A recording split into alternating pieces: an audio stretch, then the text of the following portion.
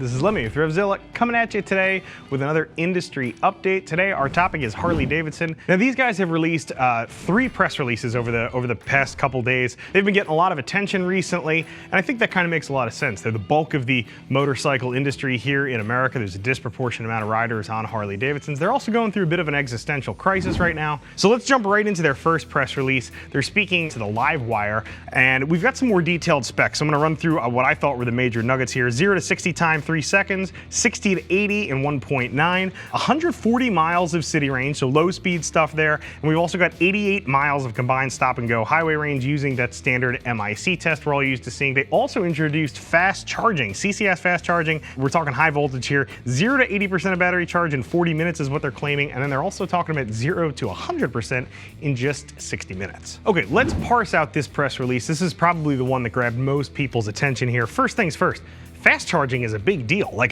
This allows a number of things to happen. Harley can take advantage of existing infrastructure. It also encourages those who are investing in those infrastructures to also take motorcycles seriously as an electric vehicle. And obviously it cuts the charge time way down from something a little bit more standard. So I think that's really cool. Another thing that's really important here, range. That 140 mile range, again, mixed use. However, that's significantly higher than what we heard from them in January. They had talked about there being a 110 mile range. Well, 140 is a pretty big jump, I would say, and I think it's probably really going to affect the perceived value of this motorcycle from people who are actually on the fence about buying this thing and are examining it for purchase.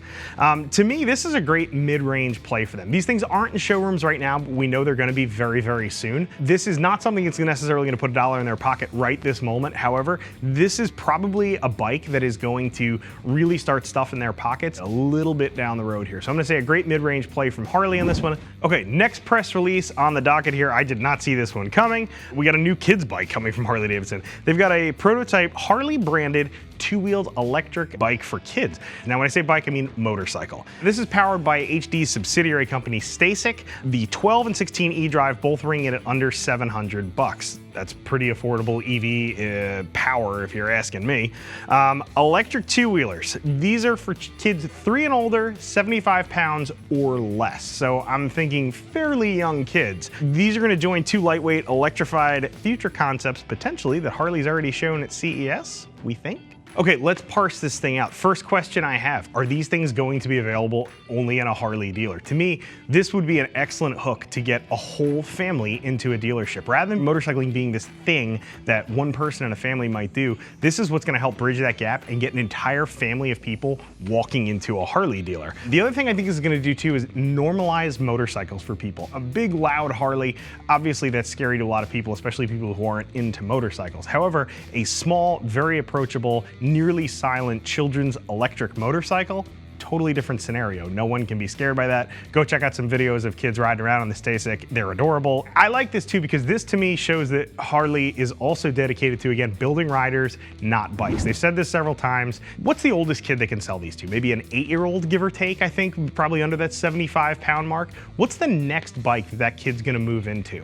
It's not going to be a Harley-Davidson because the next smallest bike they offer is a Street 500. That's for an 18-year-old rider or better. To me, the fact that they're willing to make this thing and possibly also give up a sale to another manufacturer really does show an interest in motorcycle riders, not necessarily just motorcycles. However, this could be a good pivot point for them too. This could be the segue into those 2 lightweight concepts that they had shown. They did show some smaller electrics that are obviously larger than this STACYC, however, far smaller than a full-size motorcycle.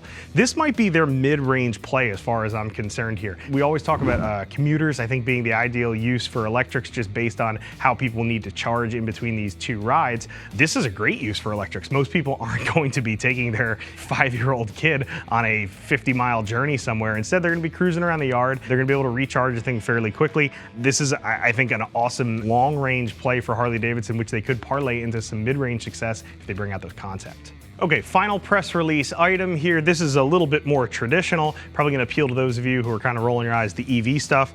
Harley just rolled out their Electra Glide standard. This is effectively a stripped street glide, if you want to think of it that way. We've got no nav system on here. To me, this is a more practical bike than a street glide. You've got a 17-inch front wheel up front, and the rear's not all crazy lowered down like a street glide is. This is probably a more usable touring mount. I've got a little article on this over on Common Trade if you want a little more information on this particular bike. Alrighty, let's break this thing down. I think this is a phenomenal idea from Harley-Davidson. What we've got here is a stripped down touring bike. It gets riders who might not have been financially able to afford a touring bike another option and possibly get them in the door. The touring line is, I think, probably Harley's greatest line within their whole model range. They're exceptionally competent bikes. They offer the stiffest competition to anybody else out there, and this is them assembling a parts bin bike that to me actually makes sense. They're taking things out of the parts bin, they're reassembling them, and they're keeping the price down for somebody who's interested in buying one of those bikes. Phenomenal move too from a business perspective, simply because this is going to bring money into their coffers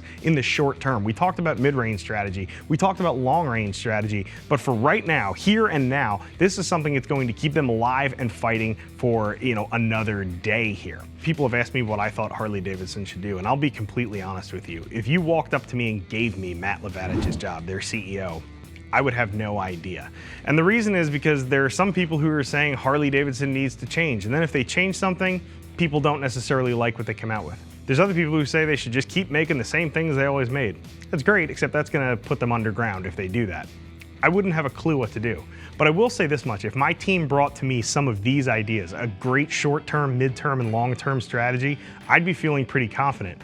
What Harley's done here is they're reaching out to people who are tangentially related to motorcycles. They're not going into the wild blue yonder like they did with, say, the Buell motorcycles, getting way away from the things that they do best. They're going into areas where there isn't stiff competition or where they know they can succeed. I think that's a great plan. Thanks for checking out another one of our State of the Industry videos. I'm Lem. I'm out of here.